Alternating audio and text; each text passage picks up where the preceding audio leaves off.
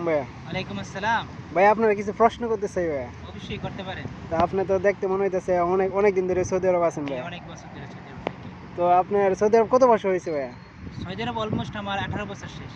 এখন ভাইয়া আপনার মাশাআল্লাহ। এখন ভাইয়া আমার প্রশ্নটা হইছে ভাইয়া, আগে যে আপনি আসছেন 18 বছর আগে, জি। তখন সৌদি আরব কেমন ছিল আর বর্তমান সৌদি আরব কেমন ভাইয়া? 18 বছর আগে সৌদি আরব আর এখন সৌদি আরব অনেকটা তফাৎ। যেমন 18 বছর আগে যদি কেউ আসতো হ্যাঁ ভাইয়া। তাহলে দেখা গেছে কি কফিল পাইতো অথবা একটা কোম্পানি পাইতো।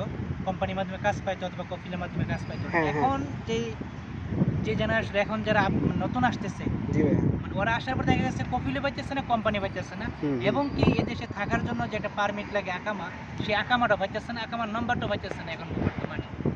আচ্ছা ভাইয়া, তো আরেকটা প্রশ্ন, মানে যে আপনারা যখন আসছেন তখন কেমন চেক ছিল আর এখন কেমন চেক? আর আপনি নতুনদের উদ্দেশ্যে কি বলতে চান? এখন যারা নতুন আমরা আসতেছে। যখন আগে যখন আসছিলাম জি ভাইয়া। তখনও চেক ছিল, কিন্তু এখনকার মতন হয়।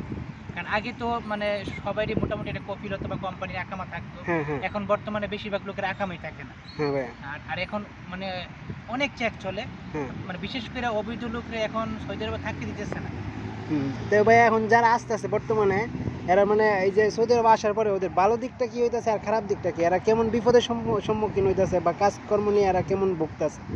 এখন যারা নতুন আসতেছে, বিশেষ করে যারা নতুন আসতেছে, হ্যাঁ ভাইয়া। ওরা দেশ থেকে দালালের সাথে কথা বলে আসতেছে জি, জি। যে এখানে আসলে তোমার 1 বছর অথবা 15 মাসের আকামা দেওয়া হবে, জি, কাজ দেওয়া হবে। জি। কিন্তু এখানে আসে দেখেছে কাজ দিতেছে না, আকামও দিতেছে না। হুম, হুম। তো যারাই আসবে নতুন, মানে ওরা যেন কাজ নিয়ে আসে, যেভাবে আসুক, যে কোনো লিঙ্কের মাধ্যমে যে কাজ নিয়ে আসে। এখন বর্তমানে কাজ ছাড়া সৌদি আরবে একেবারেই কাজের খুবই স্বল্পতা, এবং কি কাজ মানে মানে বিষয়টা হচ্ছে, এর থেকে বেশি হচ্ছে আপনি আকামা পাইতেছে না।